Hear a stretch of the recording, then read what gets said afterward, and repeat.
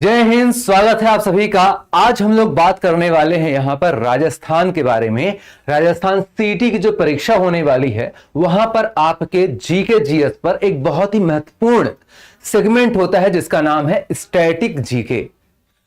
ना सिर्फ राजस्थान के किसी भी एग्जाम की बात करते हैं, अगर भारत के अंदर भी आप कोई भी परीक्षा की तैयारी कर रहे हैं, यहां पर स्टैटिक जीके से बहुत ही सारे सवाल बनते हैं।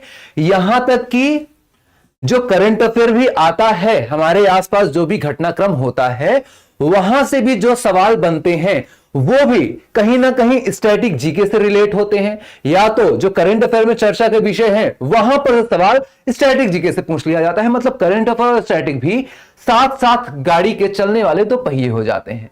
तो आज हम लोग स्टैटिक जीके का उसी क्रम की शुरुआत करने वाले हैं। क्या आप सभी तैयार हैं? राधे राधे, जय हिंद। एक बच्चे ने लिखा है चरण स्पर्श गुरुदेव, जय श्री कृष्णा, जय माता दी, जय माता दी। सभी बच्चों को बहुत बहुत आशीर्वाद। जल्दी से सभी बच्चे नोट्स लेंगे, है ना? सोनू, श्याम, निशा, तेजमणि, अभिषेक, कविता। चलिए आगे बढ़ा जाए। तो सबसे पहले मैंने क्या बोला, मेरा नाम है सीएम तिवारी। ये आप राजस्थान का नक्शा भी देख रहे हो यहां पर, और कुछ तस्वीरें मैं अगर आपको दिखाऊं, आप लोग जरूर जानते होंगे, इनको पहचानते होंगे। इन तस्वीरों के बारे में पहले एक बार हम लोग बात करते हैं, है ना? थोड़ी सी बात करेंगे। ये आप देख रहे हो, ये कौन है? कौन बताएगा इनका नाम क्या हो जाता है? अब तो उम्मीद है कि राजस्थान का बच्चा बच्चा इनका नाम जानता होगा, इन्हें पहचानता होगा। इसके अलावा ये ऊंट भाई साहब है ना, पानी को स्टोर करके रखते हैं, पता नहीं कहां की यात्रा पर जा रहे हैं। ये आपको जंतर मंतर देखने के लिए मिल रहा है, ये आपको हवा महल देखने के लिए मिल रहा है। ये कौन है? भजनलाल शर्मा। भजनलाल शर्मा जी हैं कौन? आप बोलेंगे वर्तमान में राजस्थान के मुख्यमंत्री हो जाते हैं। इसके पहले कौन थे मुख्यमंत्री? श्री अशोक गहलोत। ठीक है, चलिए अब हम बढ़ते हैं, देखते हैं। सबसे पहले मैं आपको जानकारी एक बार फिर से बता दूं कि इस क्लास में हम लोग स्टैटिक जीके देखने वाले हैं। स्टैटिक जीके देखने वाले हैं, वो भी राष्ट्रीय स्तर का देखने वाले हैं। राजस्थान का जो भी स्टैटिक जीके वाला पार्ट है वो राजस्थान जीके के साथ आपका कवर हो जाएगा। जो भी सर आपको राजस्थान जीके पढ़ा रहे हैं तो साथ में आपका राजस्थान का जीके जीएस पूरा कवर हो जाएगा। यहां पर मैं राष्ट्रीय स्तर के स्टैटिक जीके की बात करने वाला हूं। ठीक है, चलिए आगे बढ़ते हैं। सबसे पहले सेंसस ऑफ इंडिया 2011, भारत की जनगणना 2011। आज आपकी इंट्रोडक्शन क्लास है तो थोड़ी सी ही जानकारी की बात करेंगे। आज मैं बहुत सारी बातें नहीं बताऊंगा, है ना? नहीं तो पहले ही दिन ज्यादा चीजें हो गई तो पता चला सर आज तो बहुत थक गए हैं, है ना? तो आज हम लोग थोड़ी थोड़ी बातें करते चलेंगे, है ना? राजस्थान का स्टैटिक जीके आप नहीं पढ़ाओगे, मैक्सिमम चीजें राजस्थान के स्टैटिक जीके की जो भी हैं वो राजस्थान जीके में ही कवर हो जाएंगी। इसके अलावा जो राष्ट्रीय जीके हम लोग देखेंगे स्टैटिक जीके, उसमें ही आपका कई सारा पार्ट राजस्थान का भी आएगा, तो वो सारी चीजें भी हम लोग कवर कर लेंगे। ठीक है, चलिए। ये है भारत। भारत में राजस्थान कहां है? आप बोलेंगे ये रहा राजस्थान, ये रहा राजस्थान। ठीक है, राजस्थान की अगर बात करते हैं तो आपको पता होगा क्षेत्रफल के आधार पर कौन से क्रमांक का राज्य? आप बोलेंगे राजस्थान की अगर हम बात करते हैं क्षेत्रफल के आधार पर यह भारत का सबसे बड़ा राज्य है ना? फर्स्ट नंबर का राज्य हो जाता है, फर्स्ट रैंक इसका है। अगर हम जनसंख्या के मामले पर बात करते हैं तब किस क्रमांक का हो जाएगा? आप बोलेंगे जनसंख्या के मामले पर यह 8th नंबर का हो जाएगा, 8वें क्रमांक का हो जाएगा। ठीक है सर जी, आपका इंट्रोडक्शन दीजिए। अच्छा, मेरा नाम शिवम तिवारी, आप यहां पर देख सकते हो। ठीक है, मैं आपका साथी रहूंगा स्टैटिक जीके के पार्ट के लिए। राष्ट्रीय स्तर का जो भी स्टैटिक जीके वाला पार्ट है वो हम लोग साथ में करेंगे। ठीक है, चलिए लेकिन अगर यहीं पर आपसे पूछ लिया जाए क्या सर ये जो राजस्थान है हमेशा से पहले नंबर पर था क्षेत्रफल के आधार पर, आप बोलेंगे जी नहीं। अगर हम बात करते हैं सन 2000 के पहले, सन 2000 वर्ष की अगर हम बात करते हैं, तो इसके पहले मध्य प्रदेश जो राज्य हुआ करता था वो फर्स्ट रैंक पर हुआ करता था। लेकिन 1 नवंबर सन 2000 में मध्य प्रदेश के 2 भाग हो गए, एक भाग मध्य प्रदेश बन गया और एक भाग छत्तीसगढ़ बन गया, और इस प्रकार से मध्य प्रदेश का क्षेत्रफल के आधार पर दूसरा स्थान हो गया। ठीक है, राइट। चलिए नेक्स्ट, ये देखिए सवाल कैसा आता है आपकी परीक्षा पर।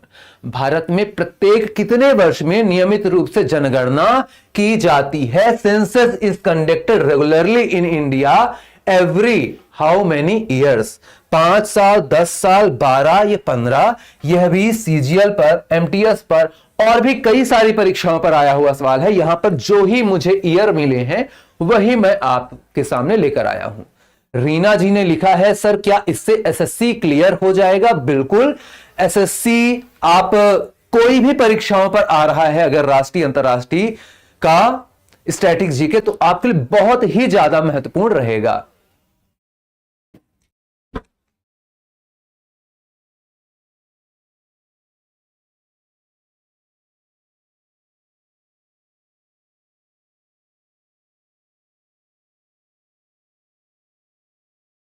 कितने साल? सर ये तो हर 10 साल में आयोजित होता है, ये तो हर 10 साल में आयोजित होता है।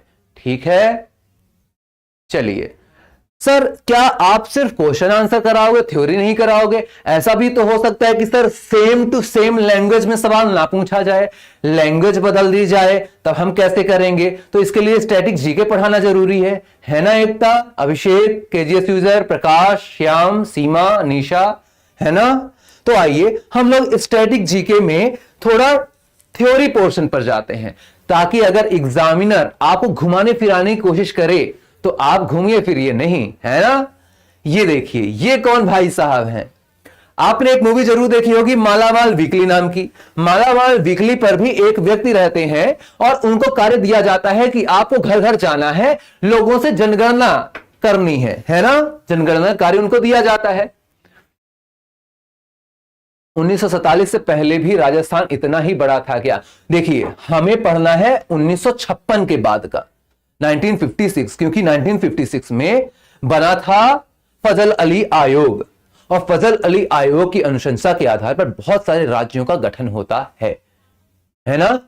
तो उसके बाद के आधार पर हमें पढ़ना है। और अभी तो हम लोग क्या देख रहे हैं, 2011 की जनगणना के आधार पर देख रहे हैं, तो अभी तो हमें 2011 वाले भारत की बात करनी है ना? मतलब अभी वर्तमान में अगर मैं बात करता हूं तो कितने राज्य, कितने केंद्र शासित प्रदेश? 28 राज्य और 8 केंद्र शासित प्रदेश हैं। लेकिन अगर हम बात कर रहे हैं भारत की जनगणना 2011, क्या इस समय भी 28 राज्य 8 केंद्र शासित प्रदेश थे? जी नहीं, इस समय आप 29 राज्य और 7 केंद्र शासित प्रदेश वाला भारत पढ़ेंगे, है ना? वो भी 29 राज्य भी नहीं, तब 28 राज्य ही हुआ करते थे और 7 केंद्र शासित प्रदेश ही हुआ करते थे। ये जो 29वां राज्य था इसका नाम क्या है? तेलंगाना। ये 2 जून 2014 को बनता है। ठीक है, फिर इसके बाद आपने देखा कि एक माइनस हो जाता है, जम्मू कश्मीर यूटी बन जाता है, तो यूटी की संख्या 9 हो जाती है और राज्यों की संख्या 28 हो जाती है। फिर यूटी में आपने देखा दादर नगर हवेली दमन दीव एक केंद्र शासित प्रदेश बना दिए गए, तो वर्तमान में 28 राज्य 8 केंद्र शासित प्रदेश हो जाते हैं। लेकिन अभी हमें 28 राज्य और 7 केंद्र शासित प्रदेश के हिसाब से सारी बातें पढ़नी है। सर इसके नोट्स कैसे बनाएंगे? अभी आप जितना मेरे साथ लिख सकते हो उतना आप लिखते चलिए, बाकी क्लास के तुरंत बाद, जैसे आप ये अभी फोन देख रहे हो, फोन में यहां पर वीडियो चल रहा है इतने में, और यहां पर टाइटल आ रहा है, यहां पर पीडीएफ का आइकन बनेगा, तो ये पीडीएफ के आइकन पर जैसे ही आप क्लिक करोगे आपके सामने पीडीएफ प्रकट हो जाएगी। जैसे पुराने जमाने की मूवीज अगर आपने देखी हो तो वहां पर बोला जाता था ना, द्वारपाल प्रकट हो खटखट, उसी प्रकार से यहां पर आपको बस एक क्लिक करना है, पीडीएफ प्रकट हो जाएगी। ठीक है, चलिए मैं किसकी बात कर रहा था, ये जो व्यक्ति हैं, आपको याद होगा माला माल वीकली का वो दृश्य, जब एक व्यक्ति को जिम्मेदारी दी जाती है जनगणना करने के कार्य की, फिर क्या होता है, वो पहले घर जाता है, पहली महिला से पूछता है बता दीजिए क्या आप शादीशुदा हैं, वो बोलती है नहीं। फिर वो पूछते हैं कि बताइए कितने बच्चे हैं, तब फिर पड़ता है उसको एक जोरदार तमाचा, जब शादी नहीं हुई है तब फिर बच्चे की बात, बड़े अभद्र व्यक्ति हो यार तुम।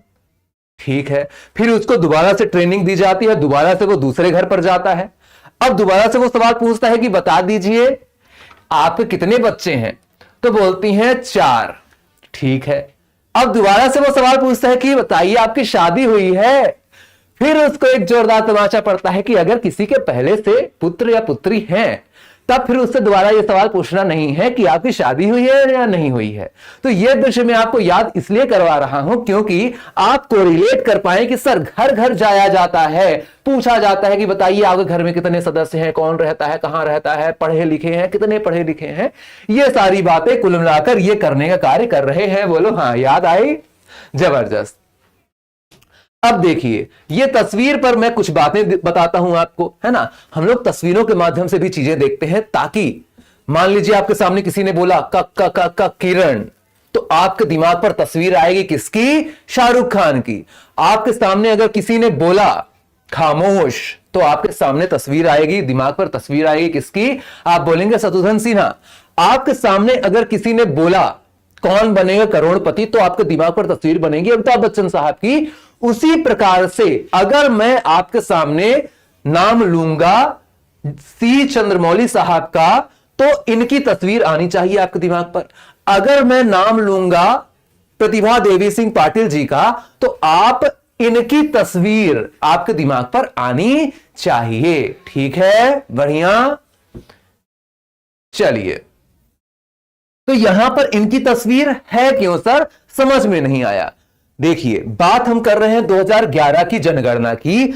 जब कोई भी कार्य कराने की बात की जाती है तो किसी एक को कैप्टन नियुक्त कर दिया जाता है। जैसे आप अभी देख रहे हो आईपीएल की बात चल रही है, आईपीएल में मुंबई इंडियंस बहुत ही ज्यादा चर्चा में है। तो मुंबई इंडियंस के पहले कैप्टन कौन हुआ करते थे, रोहित शर्मा, वर्तमान में हार्दिक पांड्या। उसी प्रकार से जैसे अभी चुनाव होने वाले हैं, तो लोकसभा के चुनाव के पूरे कप्तान मतलब पूरा जिम्मेदार कौन होंगे, जिम्मेदारी किसके ऊपर है, जो कि वर्तमान में इलेक्शन कमीशन ऑफ इंडिया के मुख्य निर्वाचन आयुक्त हैं राजीव कुमार साहब। उसी तरह यहां पर राष्ट्रपति उस समय थी द्रौपदी मुर्मू। द्रौपदी मुर्मू जी ने सी चंद्रमौली साहब को पूरी जनगणना कराने का आयुक्त अर्थात कैप्टन नियुक्त किया। ठीक है, एक बच्चा पूछ रहा है सर क्या आप राजस्थान से हैं। जी नहीं, मैं राजस्थान से नहीं हूं, लेकिन राजस्थान में मैं रहकर आया हूं। जयपुर पर काफी समय मेरा निवास रहा है ना। जयपुर पर भी, जोधपुर पर भी कुछ समय के लिए मैं रहा हूं। चलिए, बड़ा ही खूबसूरत है राजस्थान। आइए,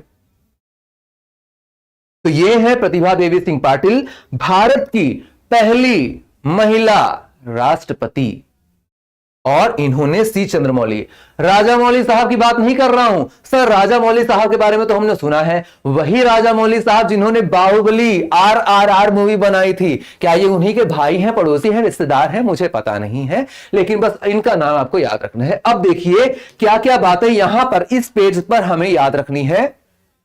हमारी जनगणना किस क्रमांक की जनगणना थी, किस नंबर की। जैसे मैंने अभी अभी आपको बताया कि राजस्थान जनसंख्या के आधार पर पहला राज्य, और क्षेत्रफल के, मैंने आपको यह बताया कि राजस्थान जनसंख्या के आधार पर 8 नंबर का राज्य, और क्षेत्रफल के आधार पर फर्स्ट नंबर का राज्य।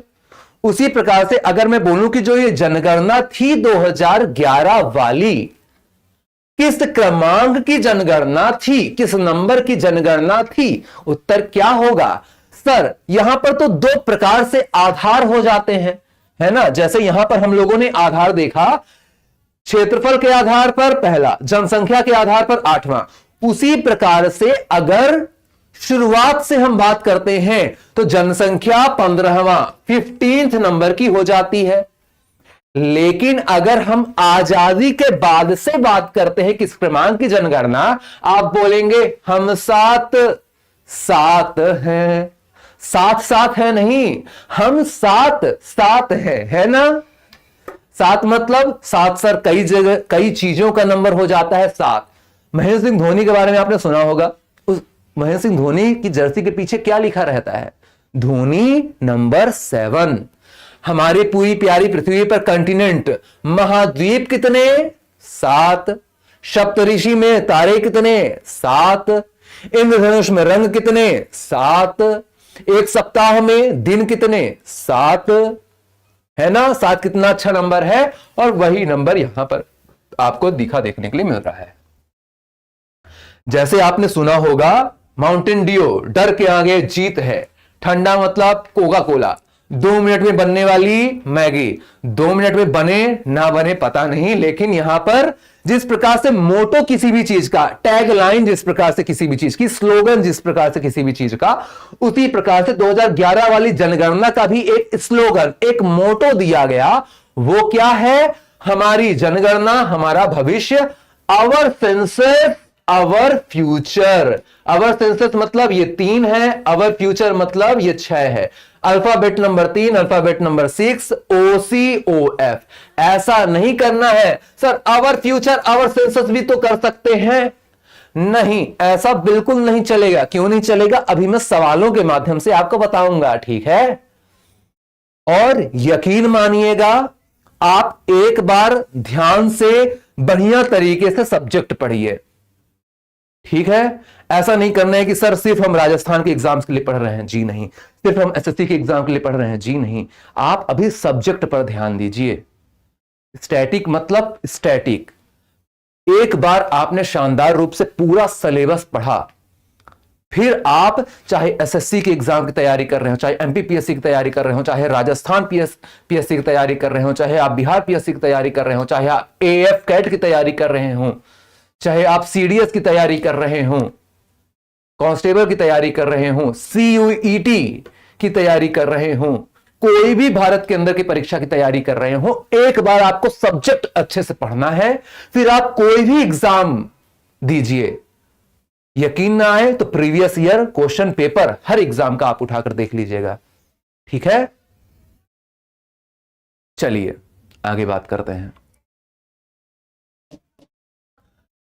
हमारी जनगणना हमारा भविष्य, चंद्रमौली साहब, स्वतंत्र भारत की 7वीं और ओवरऑल 15वीं जनगणना, ठीक है। नेक्स्ट, स्टैटिक हर साल चेंज होता है क्या? अरे यही तो खास बात है स्टैटिक जीके की। स्टैटिक मतलब ही है ठहरा हुआ, तो ठहरी हुई चीजों का सामान्य ज्ञान हम यहां पर प्राप्त कर रहे हैं, है ना। स्टैटिक जीके जो मैं यहां पर पढ़ाऊंगा, आपको हर चीज की इंपॉर्टेंट बातें बता दूंगा, चाहे वो पॉलिटी की इंपॉर्टेंट बातें हों, चाहे हिस्ट्री की इंपॉर्टेंट बातें हों, चाहे आप पर्यावरण की इंपॉर्टेंट बातें कर लीजिए, इन्वायरमेंट की इंपॉर्टेंट बातें, चाहे इकोनॉमिक्स की इंपॉर्टेंट बातें, है ना। हर एक सब्जेक्ट का निचोड़ हम लोग यहां पर देखेंगे स्टैटिक जीके के अंदर। अब देखिए सवाल एक और आपके सामने, अगर आप अभी मेरी बातों को ध्यान सुन रहे थे, ऐसा भी तो होता है ना, कि मैं यहां पर बात कर रहा हूं और कोई बच्चे सोच रहे हो कि सर ये नीला कलर हल्का हल्का देखने के लिए मिल रहा है ना। मैंने उसको भी देखा था नीले कपड़ों में, है ना। हल्का हल्का पीला पीला कलर भी वहां पर, पीले कलर की बिंदी लगी हुई थी। वाह वाह क्या बात है। कुछ लोग ऐसे दृश्यों में खो गए होंगे, है ना। कुछ लोग, बहुत सारे गाने भी आते रहते हैं, मेरे सामने वाली खिड़की पर एक चांद का टुकड़ा रहता है। अफसोस यह है कि वो हमसे कुछ उखड़ा उखड़ा रहता है ना। तो उखड़ा है भाई, उखड़े रहने दो, कोई नहीं, अपना एग्जाम क्लियर करो, फिर वो लोग भी आएंगे बधाई देने के लिए। अरे बधाई हो, आपका सिलेक्शन हो गया। पोस्टिंग कहां पर है बेटा? हाँ, हमारा ध्यान रखना, ठीक है। तो इस तरह की बातों के लिए आप भी तैयार रहिएगा। इस प्रश्न का उत्तर क्या हो जाएगा? सभी बच्चे पूरा लिखेंगे। आंसर ABCD से काम नहीं चलेगा, पूरा लिखना है। कैसे पूरा लिखना है? स्वतंत्रता के बाद 7वीं जनगणना थी 2011 की, ठीक है। 7वीं। एक बच्चे ने लिखा है सर आप पहले थ्योरी करवाना, बाद में प्रश्न। देखिए, अगर सिर्फ पहले थ्योरी में करवा दूंगा, बाद में प्रश्न, तब कई बच्चों को यह हो सकता है कि बीच बीच में भी बताते रहना पड़ सकता है कि सवाल किस प्रकार से आते हैं। और जो आपने बोला आखिरी में प्रश्न, आखिरी में कई सारे प्रश्नों को एक साथ हम लोग सॉल्व करेंगे, लेकिन बीच बीच में भी प्रश्न बताना जरूरी है। कई बच्चे ऐसा होता है कि आज तक उन्होंने एग्जाम पेपर वगैरह नहीं देखा है, तो उनके लिए बहुत ही ज्यादा हेल्प होगी कि किस प्रकार से सवाल आते हैं परीक्षाओं पर, यह बताना है ना। क्योंकि आप देखेंगे बहुत सारे एग्जाम होते हैं हमारे प्यारे भारत देश पर, हर एग्जाम में सवाल पूछने का तरीका बदल जाता है और थ्योरी तो वही रहती है।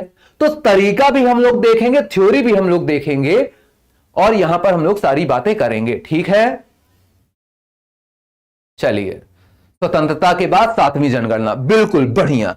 इस तरह मैंने लिखने के लिए क्यों बोला है, क्योंकि आप जितनी बार लिखते हो उतनी बार आपका रिवीजन होता है। वो आपने सुना भी होगा लाइन पंक्ति, करत करत अभ्यास ते जड़मती होत सुजान, रसरी आवर्जात है सिल पर होत निशान। जितनी बार आप रिवीजन करेंगे उतनी बार आपको चीजें बेहतर तरीके से याद होंगी। आपके सामने भी कोई बच्चा अगर वो चीज लिख रहा है तो वो भी आप पढ़ रहे हो, है ना, तो आपका उतनी ही अच्छे तरीके से रिवीजन हो रहा है। चलिए आगे बढ़ते हैं, बहुत बातों पर हम लोग समय व्यतीत नहीं करेंगे।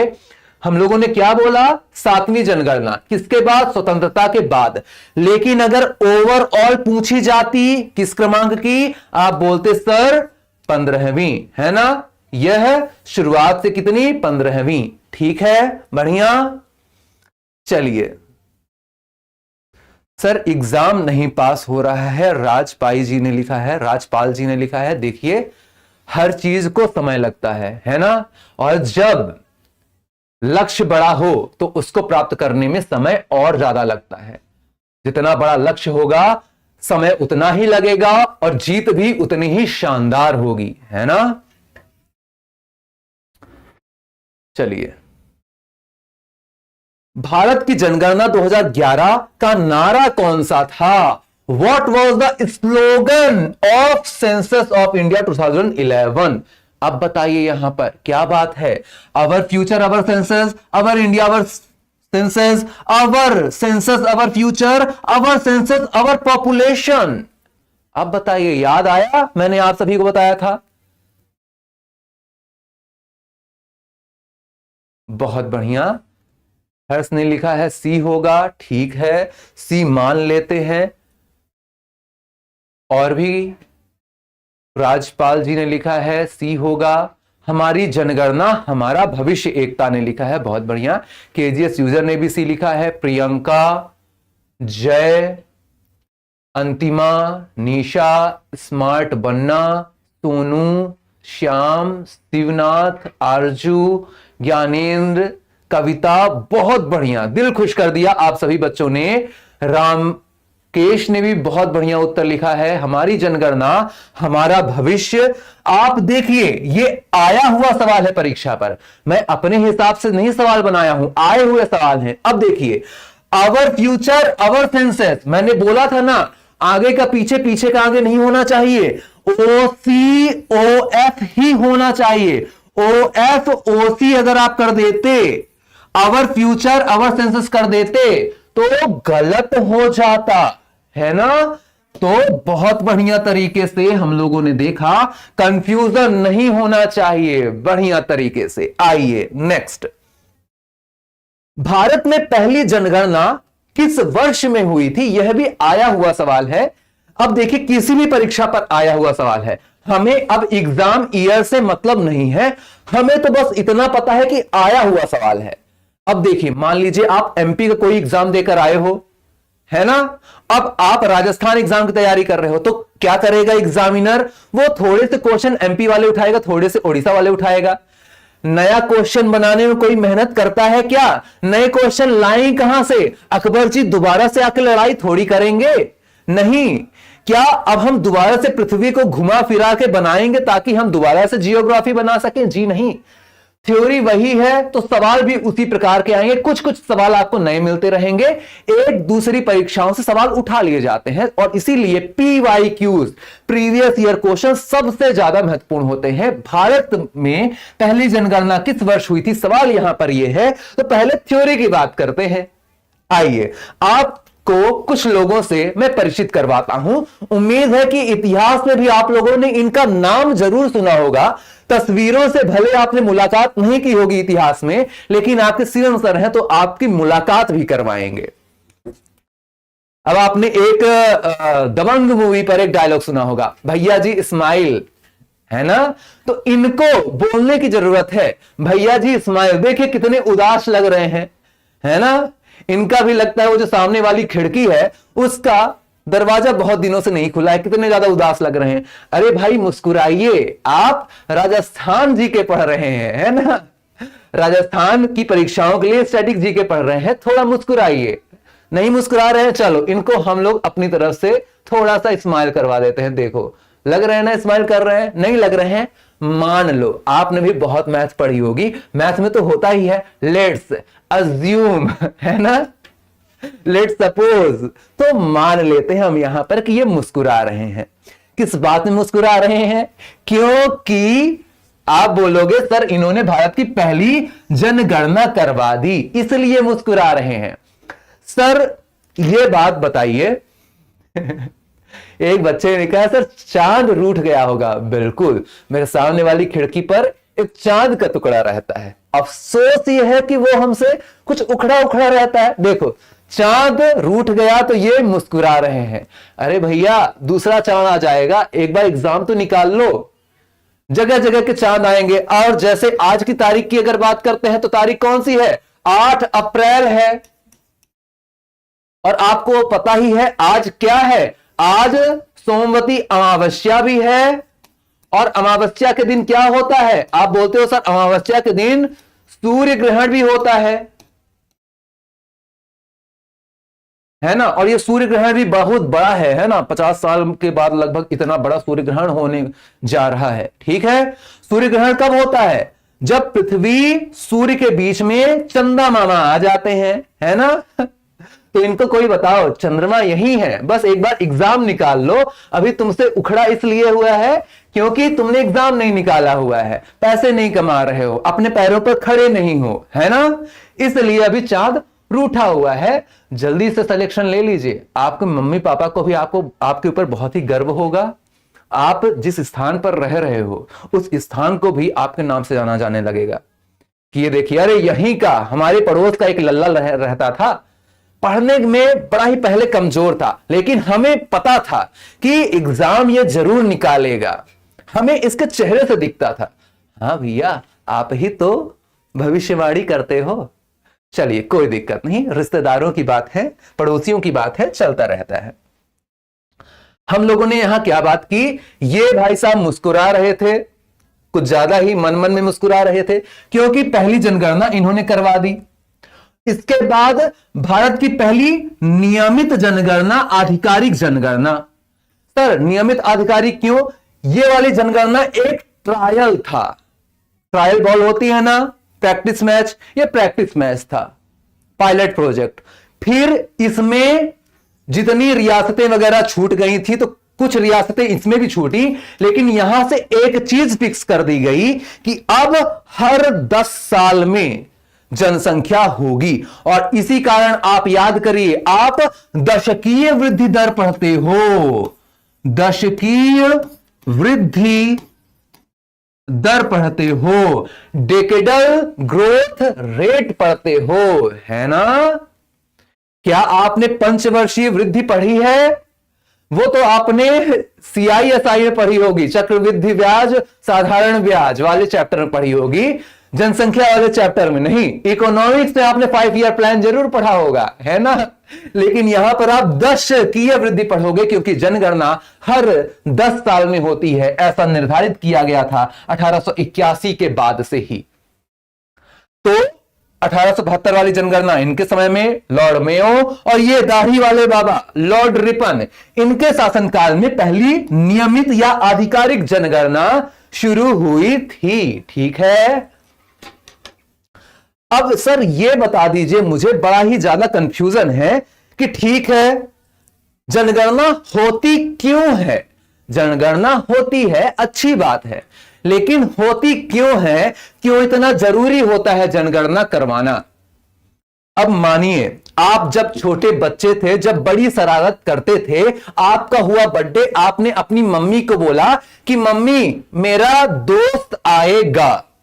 उसके बाद आप अपना फोन को एरोप्लेन मोड पर डालकर घूमने चले गए। अब मम्मी ने सोचा दोस्त आएगा, बस इतना बोल के गया है लल्ला, तो कितना दोस्त आएगा अब मुझे पता नहीं है, फोन लगा लेती हूं, फोन आपका बंद बताया। तो मम्मी ने अपने हिसाब से बोला कि 3-4 दोस्तों का नाम लेता है, चलो मैं 10 दोस्तों के लिए पिज्जा मंगा लेती हूं। अब मम्मी ने पिज्जा तो मंगाए 10, लेकिन दोस्त आ गए आपके क्लास के पूरे, आ गए कितने, 50 बच्चे आ गए। अब मम्मी ने क्या किया, मम्मी थोड़ा समझदार रहती ही है सबकी, है ना, तो मम्मी ने उस पिज्जा के स्लाइस को बराबर डिवाइड कर दिया, तो खाना पीना तो सबको हो गया। लेकिन इन दोस्तों के जाने के बाद आपकी जो सुताई हुई है फ्लाइंग चप्पल से, बर्थडे के दिन आपका स्वैग से स्वागत हो गया। ठीक है, ये तो फर्स्ट कंडीशन हुई, जब खाना कम है, खाने वाले ज्यादा। दूसरी कंडीशन क्या, आप अब बड़े बच्चे हो गए, अब आप बड़ी शरारत करते हो, है ना। तो जब आप बड़ी शरारत करते हो, जब आप बड़े बच्चे हो गए, तब अब आपने बोला मम्मी तैयार रहना, मेरा दोस्त आएगा। बस आपने इस बार भी इतना बोला, आपको मार पीट आई, भूल गई आपकी, आप फिर से एरोप्लेन मोड पर डाल के अपने फोन को चले गए घूमने। अब मम्मी ने फिर से आपको फोन लगाया कि कितने बच्चे आएंगे, अब आपका फोन दोबारा से स्विच ऑफ।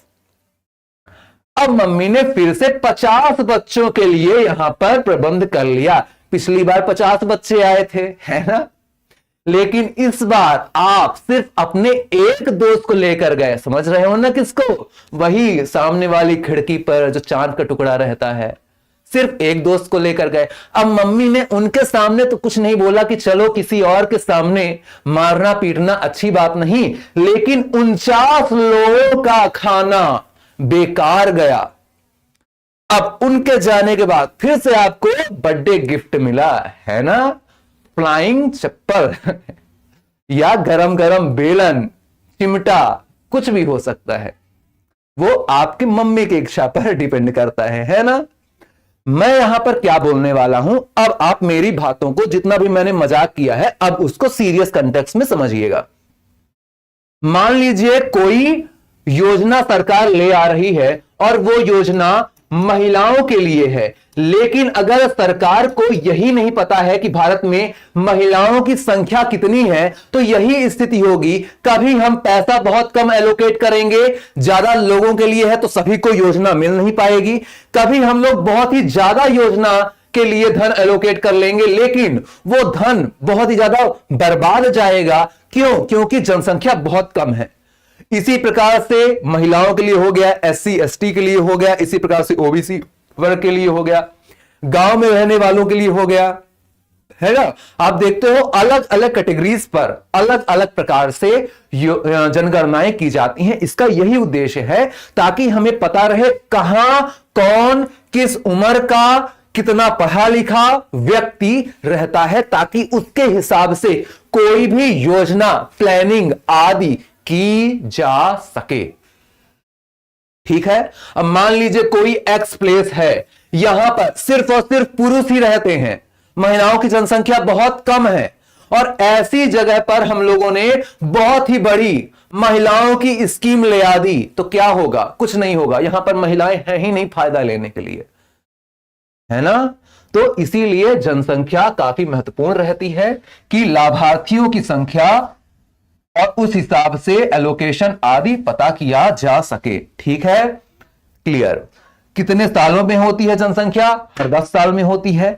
जनसंख्या कराने का दायित्व किसका होता है? आप बोलते हो संघ सूची का होता है। आपको पता है हमारे संविधान में सूचियां, शेड्यूल कितनी? 12 अनुसूची, 12 शेड्यूल। 12 शेड्यूल में आपको याद होगा 7वीं अनुसूची, 7 शेड्यूल। 7 शेड्यूल में 3 चीजों के बारे में लिखा हुआ है। क्या क्या? एक संघ सूची, एक राज्य सूची। ये आउट नहीं, ये तो 6 है, लेकिन एक हाथ नीचे का रख दिया तो आउट, है ना। तो एक हो गई संघ सूची, एक हो गई राज्य सूची। और संघ सूची में कानून कौन बनाएगा? आप बोलेंगे केंद्र सरकार। राज्य सूची में कानून कौन बनाएगा? राज्य सरकार। और एक हो गई समवर्ती सूची। समवर्ती सूची पर कानून कौन बनाएगा? दोनों सरकारें। ठीक है, तो जो जनगणना करने का कार्य है वो संघ सूची का अर्थात यूनियन का कार्य है। लेकिन फैमिली प्लानिंग मतलब बच्चे 2 हों, हॉस्पिटल सर्विसेज, ये सारा जो कर्तव्य है यह परिवार नियोजन कहलाता है और यह समवर्ती सूची का है, मतलब कॉन्क्रीट लिस्ट का है, मतलब इस पर दोनों सरकारें कानून बना सकती हैं, राज्य भी केंद्र भी। अब बताइए इस सवाल का उत्तर क्या होगा? भारत में पहली जनगणना कब हुई? The first census in India was held in which year? आया हुआ सवाल है। दीपक जी भी आ चुके हैं हमारे साथ। नमस्ते सर जी बोल रहे हैं। नमस्ते नमस्ते दीपक जी, काफी लेट हो आप। अब अगले दिन से आप सभी अलार्म लगा लेंगे, 3:30 पर शिवम सर की क्लास है ना? एक शिवम सर की क्लास 3:30 पर, ये स्टैटिक जीके की। और इसके अलावा आप सभी को पता है कि स्टैटिक जीके जो है वो करंट अफेयर के साथ साथ चलता है, तो करंट अफेयर भी तो पढ़ना जरूरी है ना? तो करंट अफेयर के लिए आप मेरे साथ ही जुड़ सकते हो, लेकिन कहां पर?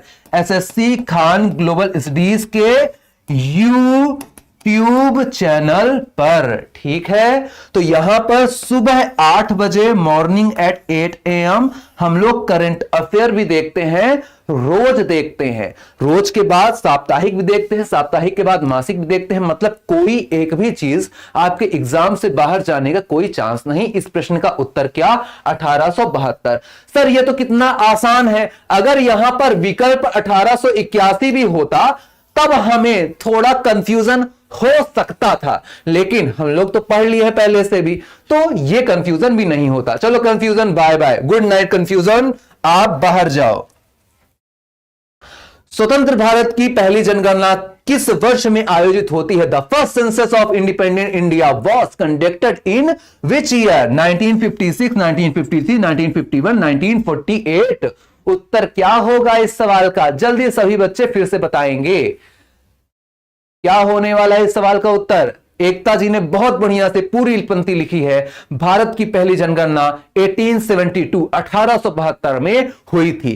किसके शासनकाल में हुई थी? लॉर्ड मेयो के शासनकाल में हुई थी। ये देखिए उदास वाले भैया कहां गए? ये देखिए ये उदास वाले भैया, Lord Mayo, Lord Ripon. Right, next. इस प्रश्न का उत्तर क्या? बहुत बढ़िया, मयंक केजीएस यूजर बोल रहे हैं। एकता ने फिर से पूरी पंक्ति लिखी है। स्वतंत्र भारत की पहली जनगणना 1856 में। जिन जिन बच्चों ने 1856 बोला है बहुत गलत बोला है। 1856 कैसे हो गया? अब आप देखो, मैंने आपको अभी बताया कि पहली जनगणना होती है भारत की 1872 में, यह फर्स्ट हुई। फिर इसके बाद हमने बोला दूसरी जनगणना या फर्स्ट रेगुलर या आधिकारिक या नियमित जनगणना होती है 1881 में। इसका मतलब क्या? हर 10 साल में अब होने लगी। मतलब अब 1891 में होगी, फिर उसके बाद 1901 में होगी, फिर इसके बाद 1911 में होगी, और अभी वाली 2001 में मान लो, फिर उसके बाद 2011 में मान लो, और अब 2021 वाली जनगणना आएगी। कब आएगी ये अभी पता नहीं है। संसद में भी सवाल पूछे जा चुके हैं इसके बारे में, लेकिन आएगी जरूर। और अभी ये देखो, यहां पर से यहां यूनिट डिजिट में 1 दिखा, यहां 1 दिखा, यहां 1 दिखा, यहां 1 दिखा, यहां 1 दिखा, यहां 1 दिखा, तो यहां 56 में 1 कैसे दिख रहा है? नहीं, तो उत्तर क्या हो जाएगा? आप बोलेंगे सर ऑप्शन नंबर सी हो जाएगा। अब जितने बच्चों का गलत था सभी बच्चे उठक बैठक लगाएंगे अपने से। मैं देखने तो नहीं आ रहा हूं, लेकिन आप जब भी कोई चीज सही करें तो खुद को शाबाशी दें, है ना? इस प्रकार से होना है, शाबाश, और अपना नाम लेना है। जब आप कोई गलती करें तो खुद से आप उठक बैठक लगा लें, खुद को ही सजा दीजिए, खुद को ही शाबाशी दीजिए, किसी और की शाबाशी का इंतजार मत करिए, है ना? आसपास के तो लोग रहते ही हैं, वो तारीफ आपकी जानबूझ कर करते हैं ताकि आपको हवा में चढ़ा सके, ताकि आपसे अपना मतलब निकलवा सके। अरे तुम कितने अच्छे बेटा हो, मेरा ये काम नहीं करोगे, कर दो बेटा। अब बेटा क्या कर रहा है, बेटा अपनी पढ़ाई लिखाई छोड़कर अपने अंकल जी का रिचार्ज करवाने गया है ना। तो ऐसे मस्कों से भी दूर रहें, खुद से खुद को शाबाशी दें, खुद से खुद की तारीफ करें। आपको पता है कि आपने पढ़ाई नहीं करी है, फिर भी आपका दोस्त बोल रहा है अरे बहुत अच्छा तुम पढ़े, उसको तो लग ही रहा है कि आप ना पढ़ो। अगर आप पढ़ लोगे तो उससे आगे निकल जाओगे, है ना। बहुत बढ़िया। एक बच्चे ने लिखा है खुद को थप्पड़ मार दिया सर। इतना भी खुद के ऊपर कठोर नहीं होना है कि आपकी मम्मी पापा मुझे बोले कि सर आप ऐसे कैसे बोल रहे हो कि बच्चे खुद को मार रहे हैं। थोड़ा सा आराम से, ठीक है। चलिए, एक बच्चे ने लिखा है स्मार्ट बनना, मैं तो बच गया। वाह क्या बात है। इसी प्रकार से सही करते रहिए। आइए देखिए, अब यहां पर एक बच्चे ने लिखा है सर मैं तो लाइब्रेरी में हूं। बहुत बढ़िया है, कोई नहीं, आप काउंट करते रहिए कितने सवाल गलत हुए हैं, फिर घर में आकर आप अपनी सजा पूरी करिएगा। अब यहां देखिए, भारत का सर्वाधिक जनसंख्या वाला राज्य कौन सा है? The most populous state of India, Tamil Nadu, Rajasthan, Madhya Pradesh, Uttar Pradesh. Rajasthan के बारे में तो हम लोग पहले ही देख चुके हैं। राजस्थान जनसंख्या के मामले में किसी स्थान पर? आप बोलेंगे सर लगभग 6.854 करोड़ के आसपास जनसंख्या है। जनसंख्या थी 2011 में, हम लोग 2011 की ही बात कर रहे हैं, राइट।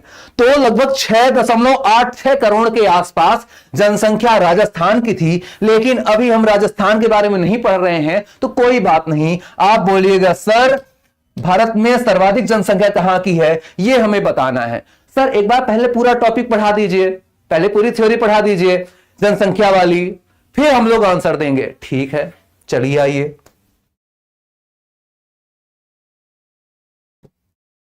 जनसंख्या, अभी यूएन की एक रिपोर्ट आई थी 2023 के आसपास आई थी, जुलाई 2023 के आसपास, और इस रिपोर्ट में बोला गया था कि भारत जनसंख्या के मामले पर पहले स्थान पर आ गया है, दूसरे स्थान पर चीन हो गया है।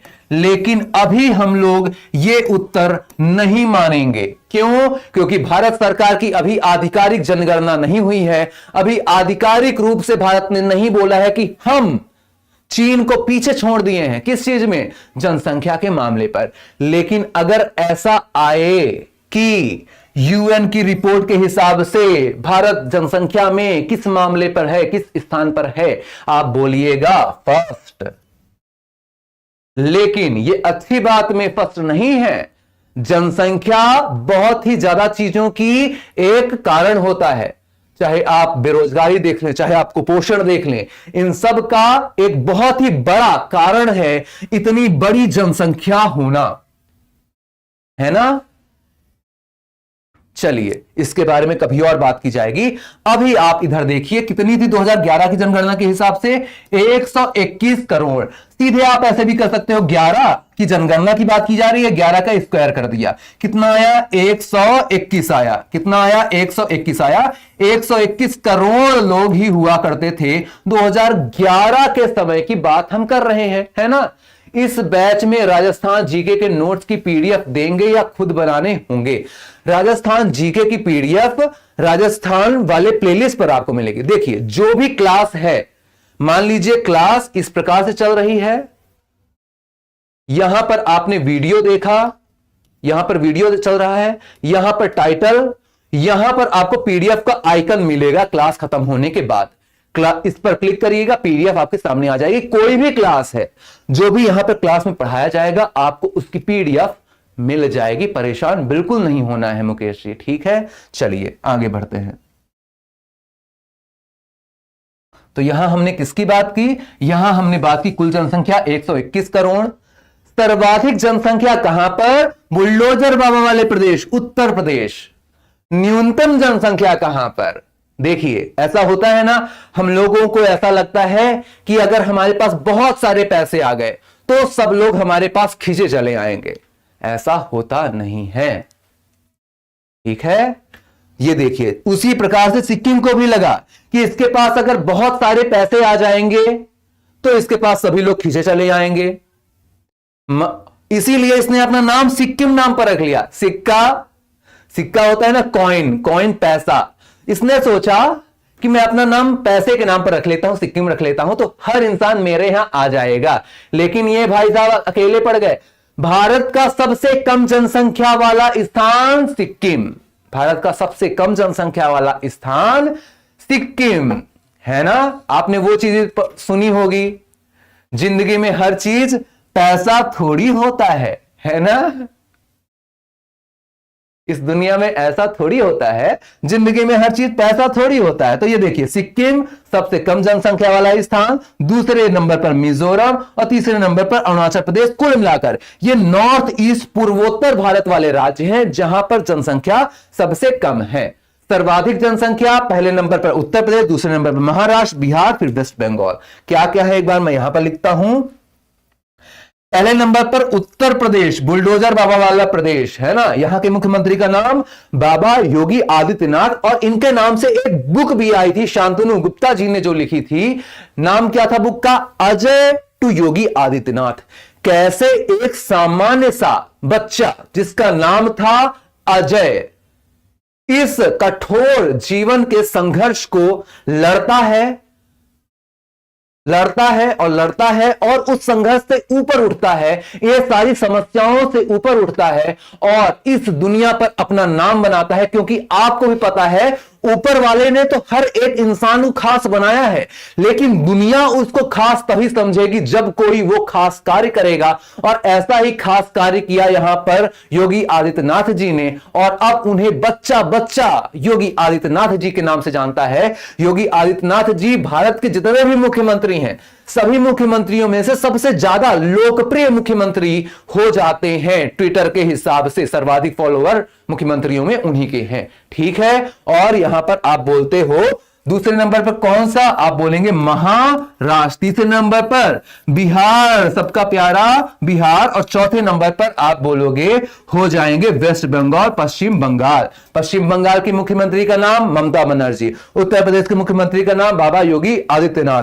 महाराष्ट्र के मुख्यमंत्री का नाम श्री एकनाथ शिंदे। बिहार के मुख्यमंत्री, अरे भैया रिकॉर्ड इन्होंने तोड़ दिया है, 9वीं बार मुख्यमंत्री के पद पर शपथ लिए हैं, है ना। कौन? नीतीश कुमार जी, ठीक। तो ये बातें आपको याद रखनी है। इसके अलावा यूनियन टेरिटरी, केंद्र शासित प्रदेश की बात करते हैं। सर आप बिहार से हो? जी नहीं, मैं मध्य प्रदेश से हूं, है ना। दिल्ली, दिल्ली की अगर बात करते हैं तो केंद्र शासित प्रदेश दिल्ली पर सर्वाधिक जनसंख्या है।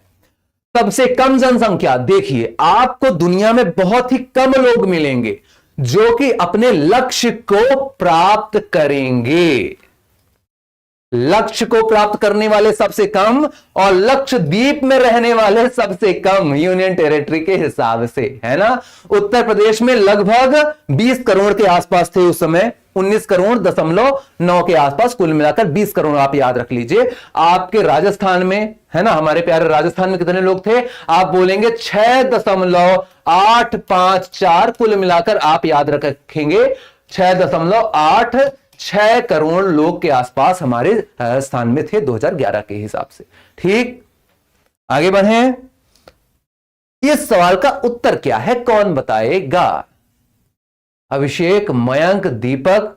मयंक जी ने लिखा है आई एम फ्रॉम नागपुर। वाह, नागपुर से हैं। नागपुर से तो नितिन गडकरी साहब भी हैं, जो कि हमारे सड़क परिवहन और राजमार्ग मंत्री हैं वर्तमान में। और नागपुर के संतरे भी बड़े अच्छे हैं, है ना। किसी को अगर संतरे वगैरह खाने हो तो मयंक जी से संपर्क करिएगा। मयंक जी आपके यहां ताजे ताजे बड़े यहां से संतरे भेजेंगे, ठीक है। सोनू, श्याम, स्मृति, दीपक, सीमा, केजीएस यूजर, उत्तर प्रदेश, सभी बच्चों ने लिखा है, जबरदस्त। सुनील, श्याम, एकता ने फिर से पूरी पंक्ति लिखी है, बहुत बढ़िया एकता, शानदार, वेरी गुड। भारत का सर्वाधिक जनसंख्या वाला राज्य उत्तर प्रदेश है। सर मैं राजस्थान नागौर से हूं। अच्छा, नागौर से हैं, मुझे लगा कि नागपुर से हैं। ठीक है, चलिए कोई नहीं, माफी चाहूंगा, मैंने शायद थोड़ा गलत पढ़ लिया। कोई नहीं, नागौर से भी है तो बहुत बढ़िया बात है। राज करेगा राजस्थान। कब राज करेगा? कल राज करेगा। कलराज मिश्रा जी कौन है, कौन बताएगा? कलराज मिश्रा कौन है, कौन बताएगा? आज नहीं, कल राज करेगा राजस्थान, कल राज मिश्रा। ठीक है।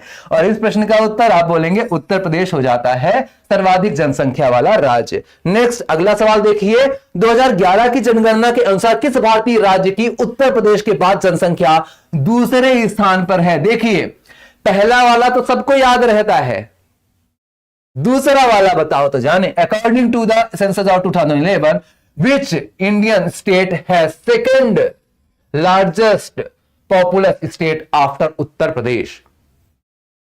बिहार, पश्चिम बंगाल, महाराष्ट्र, मध्य प्रदेश। उत्तर क्या होगा? बहुत बढ़िया, महाराष्ट्र। महाराष्ट्र। एक बच्चे ने लिखा है अभिषेक जी जोधपुर से हैं, क्या बात है। अनामिका जी कोटा से हैं, वाह। एक बच्चे ने लिखा है मध्य प्रदेश, अरे नहीं, इसका उत्तर होगा महाराष्ट्र। ठीक है, चलिए। श्याम जी ने लिखा है सर मैं आपका पुराना स्टूडेंट हूं, एसएससी जीडी के बैच में आपसे पढ़ा हुआ हूं, बहुत अच्छा पढ़ाते हैं। धन्यवाद श्याम जी। बस इसी तरह पढ़ते रहिए, जल्दी से जल्दी हमें सिलेक्शन लेना है, क्योंकि आपको भी पता है अब आपके माता पिता जो है आपके नाम से ही जाने जाएंगे। मान लीजिए आपके माता पिता के पास बहुत पैसा है, बहुत जमीन है, बहुत जायदाद है, फिर भी अगर आप पढ़े लिखे नहीं रहेंगे तो क्या बोलेंगे उनको? खुद तो इतना सारा चीजें कमाए हैं लेकिन अपने बच्चे को नहीं पढ़ा पाए, जैसा आपने 3 इडियट्स वाली मूवी पर भी देखा होगा। अगर आपके माता पिता कुछ नहीं करते हैं, है ना, कई सारे आपने मोटिवेशन स्टोरीज देखी होंगी कि ऑटो चालक का लड़का, रिक्शा चालक का लड़का कलेक्टर बन गया, कोई कहीं पर अधिकारी बन गया, तो वहां पर आपने देखा होगा कि एक बच्चे के नाम से उसके माता पिता जाने जाते हैं। और भरोसा मानिए, एक माता पिता के लिए इससे ज्यादा गर्व की बात और कोई नहीं कि उनको उनके बच्चे के नाम से जाना जाए। जैसे आज हम लोग पढ़ते हैं कि सरस्वती सम्मान के पहले विजेता हरिवंश राय बच्चन थे, और हरिवंश राय बच्चन के नाम के आगे हम लोग जोड़ते हैं कि इनके पुत्र का नाम अमिताभ बच्चन था। तो सोचिए, हरिवंश राय बच्चन जी जहां से भी सुन रहे होंगे उनको कितना गर्व अनुभव हो रहा होगा कि मेरे बच्चे का नाम, अमिताभ बच्चन का नाम पूरी दुनिया जानती है ना। तो आप लोग भी कुछ ऐसा काम कर रहिए, लगातार बस पढ़ते रहिए। जब भी हताश हो, निराश हो, मेहनत करने का मन ना पड़े, तब अपने माता पिता को देख लीजिएगा कि कितनी मेहनत करते हैं आपके लिए। बस एक ही उनका सपना है, आप उनके लिए कुछ मत करिए, आप इतने सक्षम हो जाइए कि खुद की जिम्मेदारी उठा सकिए। चलिए आगे बढ़ते हैं। इस प्रश्न का उत्तर क्या? भारत की आधी जनसंख्या सिर्फ 5 राज्यों में निवास करती है, निम्नलिखित में से कौन सा राज्य उन राज्यों में से एक है? तो टॉप 4 स्टेट के बारे में हमने बात करी थी। कितने? टॉप 4। कौन कौन सा? आपने बोला यूपी, आपने बोला महाराष्ट्र, आपने बोला बिहार, आपने बोला वेस्ट बंगाल। यहां पर कौन सा दिख रहा है इन चारों पर? आपने बोला सर यहां पर वेस्ट बंगाल दिख रहा है। बाकी 4 है क्या टॉप 4 पर? जी नहीं। तो आप बोलिएगा सर यही इस प्रश्न का उत्तर हो जाएगा, राइट। चलिए, ये सवाल 2011 की जनगणना के अनुसार भारत में साक्षरता दर क्या है? What is the literacy rate in India as per the census of 2011? 2011 की जनगणना के अनुसार भारत की साक्षरता कितनी थी? तो चलिए इसके बारे में कल बातें करेंगे, लेकिन एक चीज मैं आपसे पूछना चाहूंगा, विटामिन सी की कमी से कौन सा रोग होता है? कौन बच्चा बताएगा मुझे? विटामिन सी की कमी से, विटामिन सी की कमी से, है ना। ये सी, ये वाला सी नहीं है, सी मतलब देखना, ये वाला सी नहीं है, सी मतलब सागर, है ना। ये vitamin C, C for cat वाला सी है। बहुत बढ़िया। श्याम, अनामिका, मयंक, एकता, सभी बच्चों ने लिखा है इस कर वी, है ना। किसकी बात हम कर रहे हैं? साक्षरता की बात कर रहे हैं, है ना। तो आप बोलोगे सा से हो गया, किसकी बात हमने करी? साक्षरता की बात करी। का से केरल, केरल हो गया मैक्सिमम साक्षरता वाला, और बिहार, बिहार हो गया न्यूनतम मिनिमम साक्षरता वाला। तो यह बात हो गई साक्षरता साक्षरता की बात हुई, मैक्सिमम केरल है, मिनिमम बिहार है। तो ये इस प्रकार से हम लोग चीजें पढ़ेंगे और इसका उत्तर भी अब हम लोग कल की क्लास में देखेंगे और भी बहुत मजेदार तरीके से हम लोग सारी बातें करेंगे। तो अब हमारी मुलाकात होगी अगली क्लास में। अगली क्लास का अलार्म सभी बच्चे लगा लेंगे अब, है ना।